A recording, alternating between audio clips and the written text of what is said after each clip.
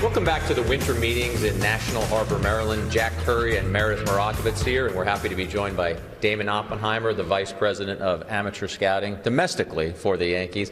Now, Damon, you've attended a lot of these winter meetings. You attend this set of meetings with a farm system that a lot of experts are saying top 5, top 3.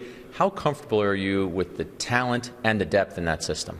Well, it really seems like we've acquired a lot of talent, both through the international market, through the draft, and then most recently through these trades. And I think it's really bolstered the whole system, which gives us a chance to produce major leaguers for the Yankees and then give Brian ammunition for deals that he might need to make. So we're pretty excited about the depth that we've got in the system now. Do you feel like there's a different culture, that the players down there are feeling a little bit differently? Typically, Yankees don't see a lot of young guys up in the major leagues, but recently you're seeing a lot more of it. The fact that there is a chance to contribute at the major league level sooner, are you seeing that as some friendly competition down there and some guys working maybe even a little bit harder? Yeah, I sure am. It's exciting, and the kids down there seem to really They feed off each other. They see an Aaron Judge. They see Tyler Austin. They see those guys go up there, and they see Gary Sanchez do that. And it gives them that sense of confidence that they can be that next guy, that they can do that stuff. And they've been friends. And now, so some of the younger guys, Tyler Wade, thinks he can do that, kind of be that next guy. We're talking about the young players who are going to be coming, but you mentioned one guy I want to ask you about, and that's Sanchez, who obviously had a significant impact last year. Sometimes players get prospect fatigue, and the fact that he was around for so long, it was almost as if people were saying, come on, what's going on with Gary Sanchez? How much did you expect from him when he did get called up last year? Well, I'd be lying if I said I expected exactly what he did, but he was great. And we expected, him to be a good player. And the player development people deserve a lot of credit for what they did with Gary and the work that Gary put into it to grow, to mature. And he really did a nice job. And, we couldn't be more happy with what he did. And now it's just a matter of don't rest, keep working, and be the best you can be.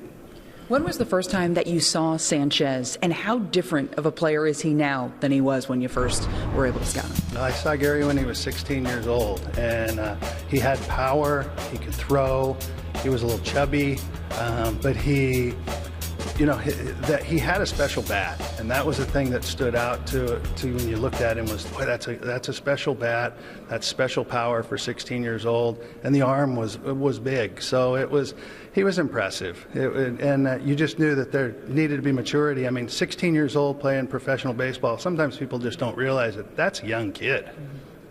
Sanchez was 16 when you first saw him. You guys drafted a teenager in the first round last year, Blake Rutherford, an outfielder from California. A terrific first season at the minor league level. What did you guys originally like about Rutherford, and what do you like about his maturation so far? Blake's a guy that we've seen since he was probably 15 years old, and he's been a good player at every step that he's made. And he could hit, and he could run, and he was a good defensive player. He has power, and he was a performer. And when we combined that with his makeup and how much we had been able to scout him, it was a guy that we're sitting there going, this is a good fit for what we look for with the Yankees. He checked off a lot of boxes that we look for, and I think we're real fortunate to get him. You mentioned Tyler Wade as being one of those guys that believes that he can make it at the big league level. We've been hearing his name a little bit more and more. What is it about the development in his game right now that makes you believe that he can make it to the bigs? Well, he's very confident in himself, and he started to put on strength, and he's continued to perform at an above-average level for his age at the level that he's playing at. He's also been able to become versatile, to play second, to play short. He's been out in the outfield and in the Arizona Fall League and showed instincts. So he's got a chance to be a regular at one position, but he's also got a chance to be a very versatile super utility guy also. So it's been exciting. How far away do you think a guy like that is? Well, I hate to do that to him, but I think that, that's kind of up to him. And I think that if he goes in and continues this improvement, we could see him real soon. Damon, another first-round draft pick for you guys, James Caprillion, the pitcher, obviously dealt with some elbow issues last season. Tim Naring, another vice president of the Yankee organization, was on our show yesterday, and he actually said, based on one start that he saw Caprillion in April, that if he hadn't gotten hurt, he thinks there's a chance he could have ascended all the way to the major league level. What do you think about Caprillion now going forward?